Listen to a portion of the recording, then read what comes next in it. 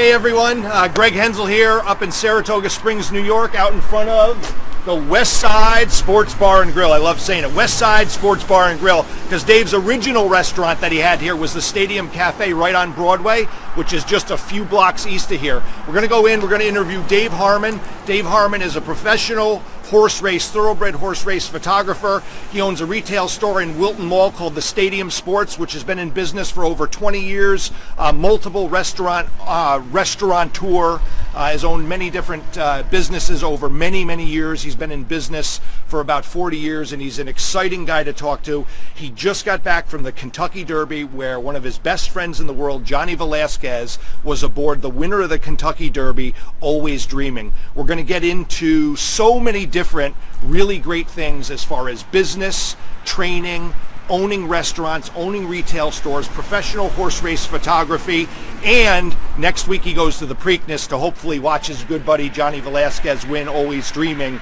race in the Preakness, to then go on with a potential Triple Crown run in the Belmont Stakes, which will be 3 weeks after that. So here we are at the West Side Sports Bar and Grill. We're going to go inside. We're going to give you a little tour of the business, and then we're going to meet up with Dave on the back patio, which is open for the season. Full menu, full bar, everything ready to go. Let's go inside.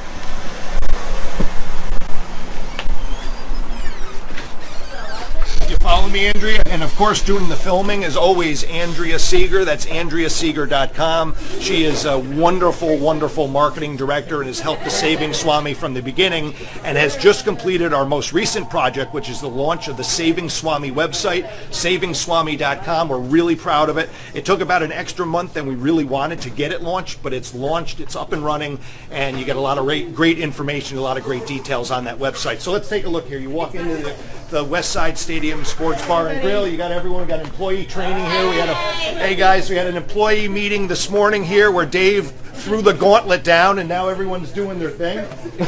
So it's a lot of fun because everyone gets along so well. These basically family-run, owned, and operated restaurants, bars, and businesses do so well because of the camaraderie that's established and the culture that's created. Dave's 40 years experience is really guaranteed that all the people that work here are treated so well, they're paid really well, and they do an awesome job. They're spending a Saturday morning here training, front of the house, back of the house, employee meeting, just really great stuff. You take a look around. Here's Lee J. Lee J is the manager of the West Side. See you tomorrow for Mother's Day. We've got flat screen TVs. He's always got every game on of every sport, anything you want, whether it's hockey, baseball, football, basketball, whatever the seasonal sport is, golf, soccer. In addition, horse racing, of course. There's some great memorabilia here. Horse racing memorabilia, sports memorabilia, again, from every sport. We're going to keep moving. Here's the dining room area. This is just a really great place. People are having a lot of fun, as you can hear. Take a look over here. We've got a lot of saddle cloths as well.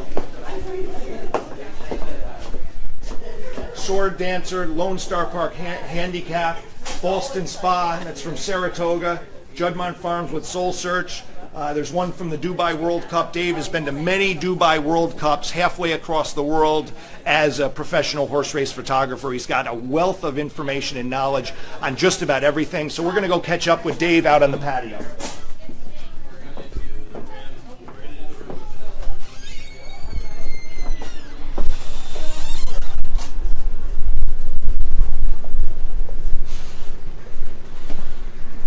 Andrea is helping us out today with a +1, so this is great. Dave, nice to see you, my friend. Nice to see you again. I know we've had a lot of conversations about getting together, and are we good, Andrea, with the camera angle and everything? Wonderful. We're outside, and it's so nice to see you. I want to talk first of all, because I know this is on your mind. It's only 6 days removed. The Kentucky Derby, Always Dreaming, your good buddy, maybe best friend in the world, Johnny Velasquez, winning the Kentucky Derby, and now next week is the Preakness, hopefully on to the Belmont after that. Talk about that experience. You were there as a photographer, correct? Yeah, I'm a photographer for the Blood Horse magazine, and I've been shooting the Derby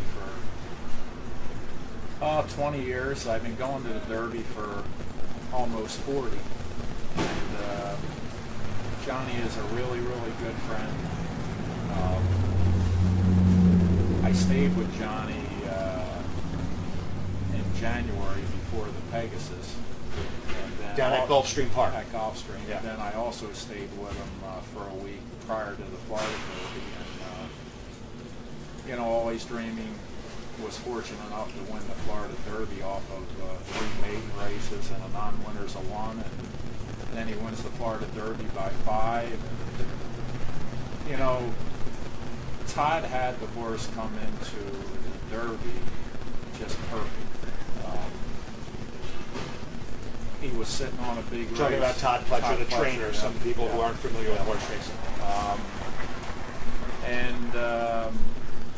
I didn't see Johnny prior to the race or anything like that, but I knew from the Florida Derby that he had a lot in the tank because he was lightly raced. And the whole thing about the Derby is the post and the trip. And if you get a halfway decent post, and the 5 post was all right because he was a very tactical horse, and he got an okay post, and he got the trip, and and he had a Hall of Fame jockey on his back, and Todd Pletcher is the trainer, and 3 owners that are just super people. Incredible. What people would ask you, because it's just an unbelievable experience, I'm sure, because it's so heartfelt with your best friend riding the horse, winning the Kentucky Derby, and God only knows what the future could be for this horse. And this, the way Mike Smith has now propelled his career to a whole different level, Johnny V now getting a little longer in the tooth, this could put him at a whole different level as well. He's always been one of the most talented. But people would say, Dave, you stayed with Johnny Velasquez for a week down during the Pegasus and Florida Derby when Always Dreaming won the Florida Derby by 5.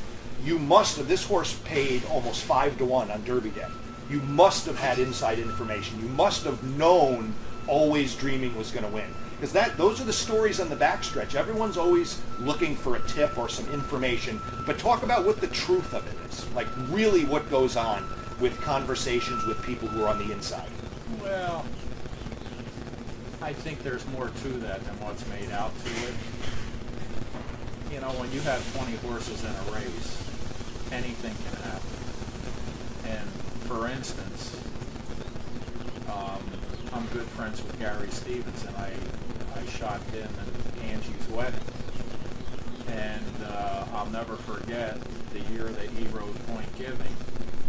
He rode a maiden race for Baffert and Mike Pegram, and the race was run 6 furlongs and 1-7 and change, which is flying. He came back to Bob Baffert that day and said, Bob, we don't have a chance. The track bias was so against Point Given.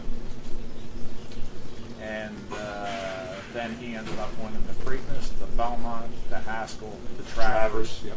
And he might have been one of the best horses that didn't win the Triple Crown. And to this day, I would say to Gary, I say, remember that maiden race you won at Churchill the year Point Given? And Gary would say to me, I went back to Bob and told him, we don't have a prayer. Exactly. And it is, although I can say this, I think I can read people's body language. And Todd was very, very positive. I really feel he knew he was sitting on something big. And the horse was just coming into the race great. I mean, lightly raced, coming off of a big Florida Derby win. And you could tell he was really, really positive. So, yeah. You know what? Let's circle back to the horse racing piece, because I want to talk about. I really want to spend a lot of time. We have very limited time with you. Your restaurant's open for business, and they're going to get busy with all your employees and that. And thank you for carving a little bit of time I can't out. thank you enough. Let's go into business mode here. Let's talk about the Stadium Cafe, when there were really no sports bars, maybe just Peabody's, which was just a little place, which is, still around. There's no sports bars. Real estate is at a premium on Broadway, and you decide to open a sports bar, purchase the building correct, remodel the whole entire thing, and really just take a shot? Like, I want to know what was going through your mind at that point where you really laid it all on the line to get that business started. Well, I did my research, and it was a great location. The building needed a lot of work, and I was fortunate enough with Adirondack Trust and the Small Business Association to be able to get the financing to do what I wanted to do. I was never in the restaurant business. I had some good people at the time which had some background in the restaurant business. And, I guess you could say I took a shot. I knew I couldn't go wrong with the property. So the worst case scenario, if it didn't work, I wasn't going to get hurt. And I can honestly say it's not the easiest business. I don't know if I would do it again. Explain that. Why wouldn't you do it again? Even if you were much younger, if you still had the means financially, if you had the financing from the bank or someone or a lender, why wouldn't you do it again? What was the biggest downfall maybe of that experience? It's a very complex business in the sense that I can almost compare it to buying a 2-year-old. We don't mean children. We're talking about horses here. And you can compare it like this.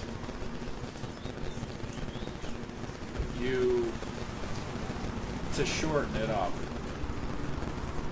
you hire people, you train people, you do a menu, you prepare food, you buy the food,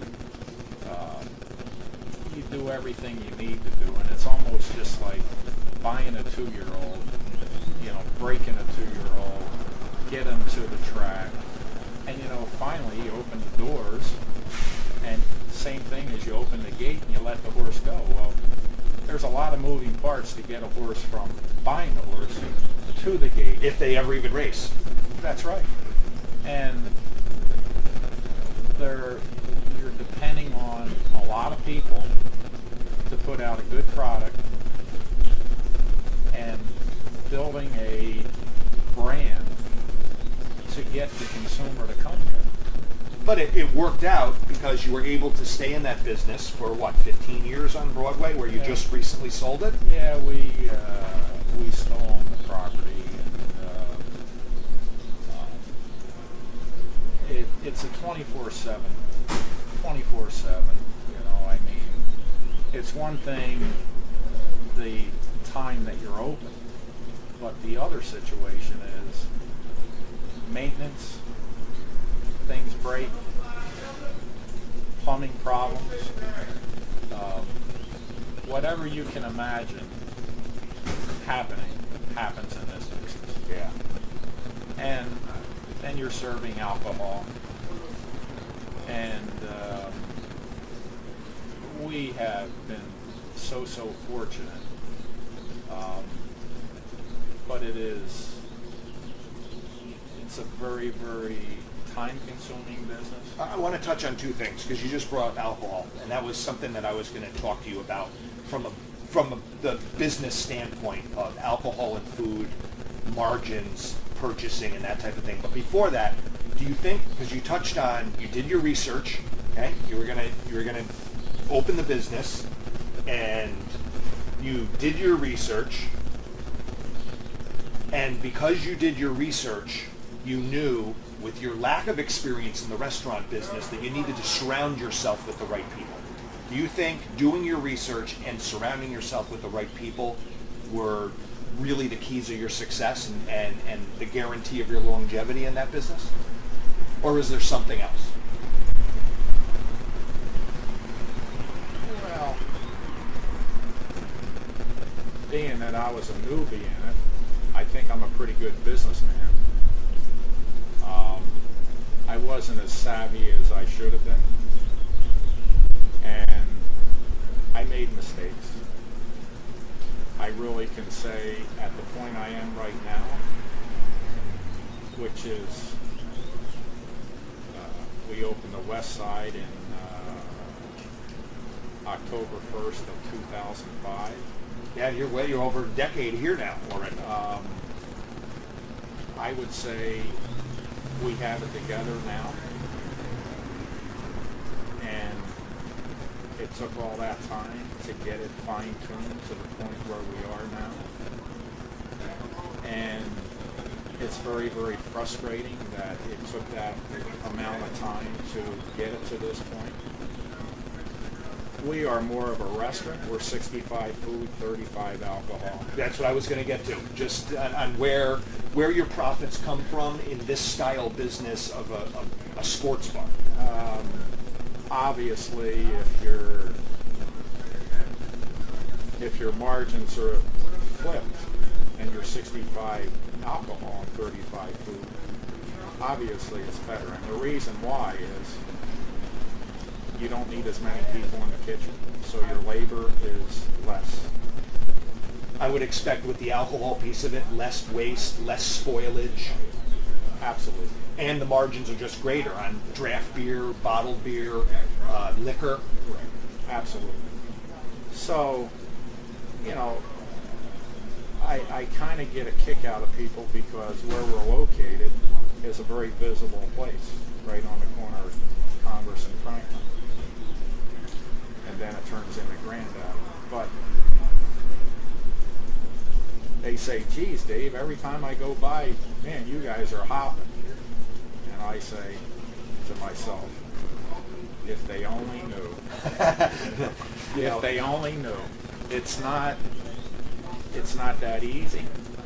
I'm very, very fortunate to have the personnel that I have. Yeah, we saw Lee J in there, running the point and doing the training, and that was a great employee meeting this morning. And I got to tell you, you're straight up. You tell them what you don't like, what you hate, and what you love.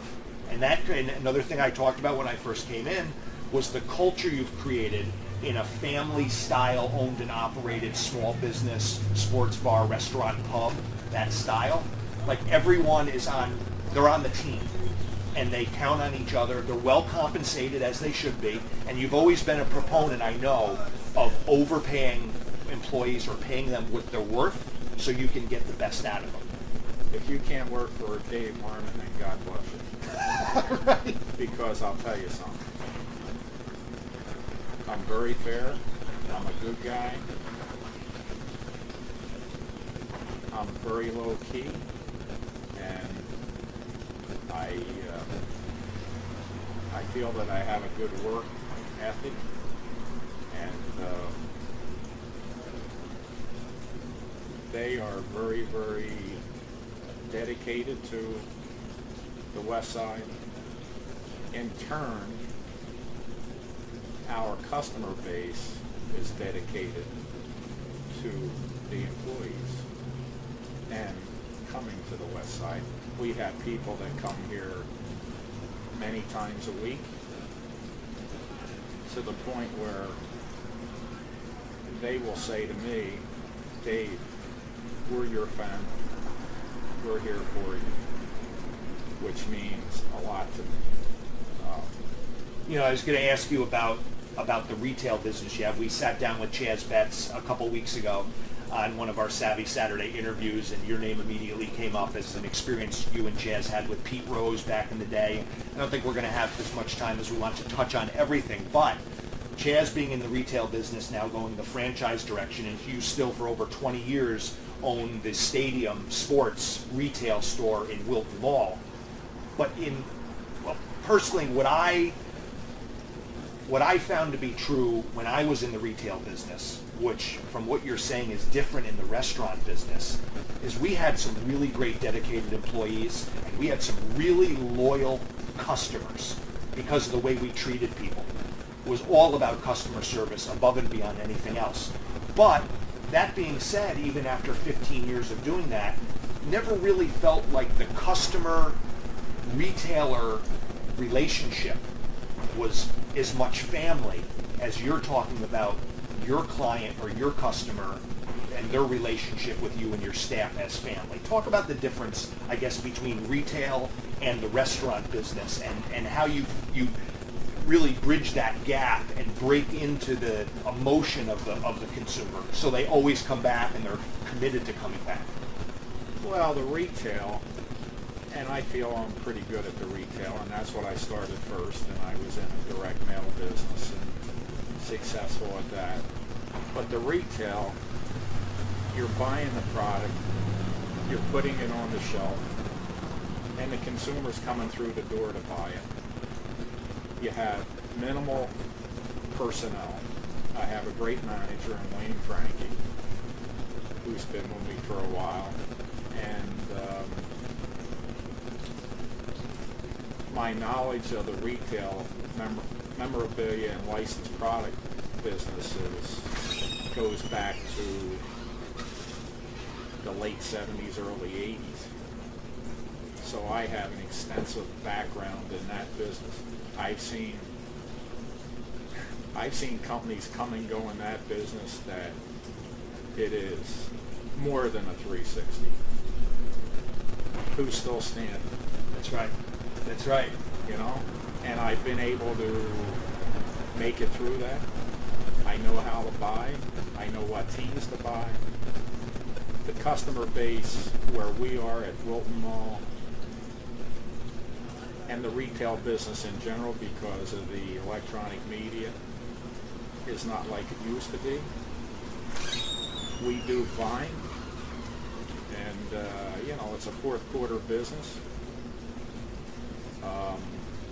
But there are certain aspects of it that you have to know where to put your dollars, and that's the whole bottom line. So if you try to deviate from where you know you should be, that's when you're going to get into trouble. And you can't be everything to everybody. Obviously certain teams sell certain products, so we're kind of a destination with the retail business, where if we want to compare it to the restaurant, it's completely different because the numbers are so different. Explain what you mean by that. The numbers meaning we have a lot of employees. We are serving a lot of customers. We are preparing a product rather than buying a product that we're putting on the shelf. So it goes back to the moving parts scenario. It goes back to the whole thing, buying a 2-year-old horse and buying the food and creating a menu and making sure the presentation's right, and the waitress takes the order. It goes back to the kitchen. They prepare it, the waitress brings it out, serves it to the customer. And it's like I tell them, nobody tells any of these people, whether it be the retail or the restaurant, that they have to come through that door. So what do we have to do? In the retail, we have to make sure that it is displayed right, it's merchandised right, we buy the right product. In the restaurant business, you have to make sure that when you go to that table, that you address the customer the right way. Give them the service that you need to give them. Prepare the food presentation-wise, so when it comes out to the table, that customer is going to come back, because that's what it's all about. So you're driving business. That repeat business, what portion of all those moving parts, like just what you said, the greeting, taking of the order, placing the order, making the food that was on the menu, presentation, delivery of the food, the follow-up with the waitress to be attentive but probably not too attentive, and everything else that goes on. The bartender's interaction with the regulars, the bartender's interaction with someone she or he has never seen before. What's the most critical component to get the client or customer emotionally connected to their experience here? What do you think? What do you think the special sauce is to get that repeat business that you so need to survive? Well, I think it's a number of things. Number one, is it a happy place? Is it a clean place? Happy place. I've never heard anyone say something so simple, but it's like a game changer. It's a, I have one customer that comes here every Friday, and I say, how are you doing? And she says, I'm at my happy place. Well, you know what? There's probably a lot of other customers that feel the same way. They don't come out and say it. And they're very content. And it comes down to the wait staff, the bartenders, and the kitchen people, which they don't see in the dining room or at the bar. But they're the ones that are probably one of the bigger parts of it, because they're cooking the food, preparing it, presenting it. That's right. all the heavy lifting. Absolutely. Being nice to someone is the easy part. It's all the other things that the customers come to expect as part of the experience. Like you said, the presentation, the quality of the food, that it comes out the way it was ordered on time. And, you know, I mean, I have one bartender specifically that's been with me for over 10 years that whenever she works, the bar is full. Why is that? You know why? Because she's probably the best bartender in Saratoga. When the horse people come to town, they come through the door, she's already got their drink on the bar. She knows their name. She hasn't seen them for 11 months, 12 months. And they're like, wow. Yeah. It's a wow. Well, that's what it's all about. It's called service. So, are they happy? Well, they're happy. Oh, you should go to the west side, you know? Or I'll be in a winter circle shooting the summer at Saratoga, and somebody will come up to me and I'll say, hey, I was at the place last night. The first thing I say is, everything okay? Oh, absolutely, it's always okay. Well, that's not 100%. That doesn't happen all the time. We strive to be 100% all the time. If we don't do that, shame on us. But you're not an absentee owner like some No. people are in the restaurant business. You are hands-on. You have your finger on the pulse of this establishment around the clock. Even during the 6 weeks of Saratoga, you're over there shooting horses every race, every day. Right? You can't be here babysitting all the time. So that key of surrounding yourself with good quality people is really important, especially during the track season where your focus shifts a little bit. Correct. But it is also good PR, because people know me. They know that I own the West Side, and there's a pretty good chance that somebody's going to go there, or somebody will introduce me to somebody and they'll say, oh, you should go to the West Side, you know, they do a great job. And, you know, I mean, Johnny comes here all the time with his family. You know, a lot of the horse Johnny people- Velasquez. Yeah, Johnny Velasquez. And, you know, it's, that's what it's all about. I mean, I'm so blessed. There's something interesting I want to bring up, and I really don't know how you're going to answer this, but I just assume, knowing you for 20 plus years, longer, I don't even know how long, since I've been going to the track since I was younger, a little bit younger than you, but not all that much younger than you, and I don't know how you're going to answer this, and I didn't obviously prepare you for this question, but a lot of bars and restaurants I've seen believe the only way they can continue to drive business and stay afloat is to give away the farm. Buy everyone drinks, deeply discount this, basically, get everyone around and continue to give away to try to survive. And I would assume you do not come from that place from a business perspective. That's not how you grow your business here. No, we don't. We do a lot of positive things for the customers. I mean, we have a customer appreciation thing where we do a buffet for them. We do a lot of different things for different sporting events, March Madness, which is a big thing. We have things going on all the time, you know, for the Masters, for March Madness, for the Super Bowl. And, you know, a lot of it has to do with myself and Lee J's marketing background, how we come up and how we can take care of our customer base. And only having one place, it's easy to do that. When you have multiple locations and you're depending on other people to try to do what you're doing and you're not there, maybe you're there, but you're not there as much as you want to be, like what you said. I'm pretty much hands-on. And Lee J graduated from Skidmore with a marketing degree, so, you know, that's a big factor. So like the events that you put on constantly, this for around major sporting events, it's very easy because there's always something going on in sports, no matter what time of year it is or what season it is.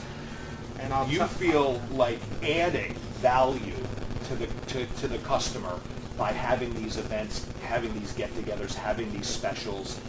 Doing that by adding value is a much more effective way to build your business long term than just giving something away. Oh, absolutely. And I'll tell you another thing that I forgot that is probably one of the biggest is Monday Night Trivia. It's off the chart.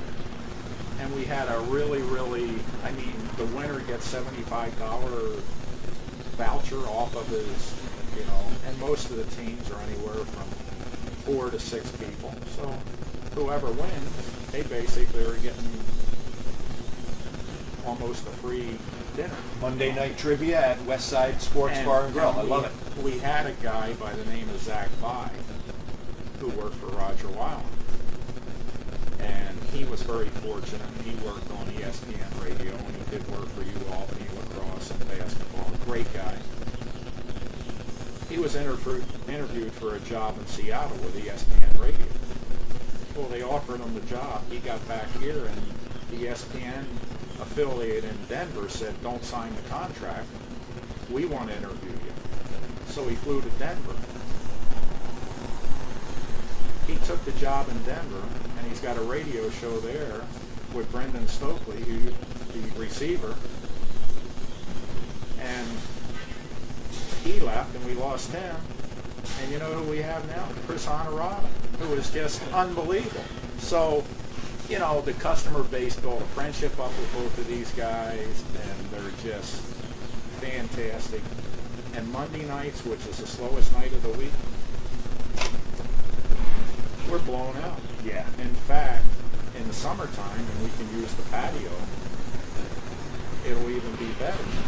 But on a Monday night, when there's nothing going on, it is, and it's all marketing. Now, on a Monday night. How are we doing for time, Andrea? We are at 11:34 a.m. and we have a question from Facebook. Okay, what do we have for a question? Jeff Doring asked, Dave, what horse should I bet on in the Preakness? Oh, well, we're going to get to that. We're going to get to that because you know, people have spent so much time here watching the interviews in the Savvy Saturday Saving Swami interviews, and we really appreciate everyone's loyalty. And as we're trying to grow the brand and interview all these wonderful local business owners and professionals, and we like to try to keep it between 30 and 40 minutes. We're right on track, and I don't want to get off track. So that's a great question, Jeff. Thank you for that. And this is the perfect time because we've talked about the retail, we've talked about the stadium, we've talked about the photography, we've talked about the West Side, which is your baby now, and it's awesome. It's an awesome place, and you can tell everyone loves to work here. They all contribute. They're here on a Saturday for a long meeting, then additional training in the back, and then front of the house. It's awesome. So let's go full circle to where we started, because we started the interview talking about the Kentucky Derby and Always Dreaming and Johnny Velasquez, Todd Pletcher. Now let's fast forward 1 week from today, which is May 20th, Baltimore, Maryland, at Pimlico Racecourse for the Preakness. Give me your breakdown on the race. Tell me what you think is going to happen. And when do you leave for the Preakness? Tomorrow, the next day? Well, I'll be driving down to New York on Thursday. And, okay. I'm going to be driving down to Baltimore with Johnny and his valet, Tony, on Friday morning. Okay. You know, I mean, I pinch myself because I'm very, very fortunate to have the relationship I have with these guys, you know, and if anybody thinks it's easy, I pray for them every day I'm out there shooting at Saratoga or the Triple Crown races or the Breeders' Cup. It is not an easy game, and it's 24/7. Maybe I can appreciate it more because of the restaurant business, because my business is 24/7. So, as far as what do I think Always Dreaming is going to win. I just think he has so, you know, it's a shorter race. He has tactical speed. I think Classic Empire will be a factor. I think the horse that Gary Stevens is going to ride, who didn't get in the Derby, will be a factor. I know Javier took off of Guinevere, and I think Mike Smith's riding Guinevere. I really feel that Johnny's horse, Always Dreaming, is a horse to beat. I would be very, very There you have it. surprised if he doesn't win and we go to Belmont. And as they say, when you least expect, you know, we didn't have a Triple Crown until 2 years ago. Maybe we'll have 2 in 3 years. Awesome. Thank you, my friend. Thanks, Thank you Greg. very much. It was Dave Harmon of Westside Sports Bar and Grill right here in Saratoga Springs, New York. Great visiting with you, Dave. Good luck. Safe travels to Baltimore for the Preakness. Let's go Always Dreaming, and then we move on to the Belmont Stakes. We can say nothing but we're always dreaming. That's right. Thank you, guys. Oh, you know what? We're going to have a little Saving Swami Savvy Saturday special. Dave, what we like to do with our viewers is anybody who watches this interview, we like to give them a little deal of the day. What can they expect if they come in and mention the Saving Swami here at Westside Sports Bar and Grill? What would like you give the folks at home? Can you give them a little something? Absolutely. Come over and say you watched the Swami live with Greg, and we'll make sure that we take good care of you. All right, and we'll give the details of that on the feed right after we post this video. Thanks, Dave. You're so Thanks. kind. All right. Thank you so Yep. kindly. All right.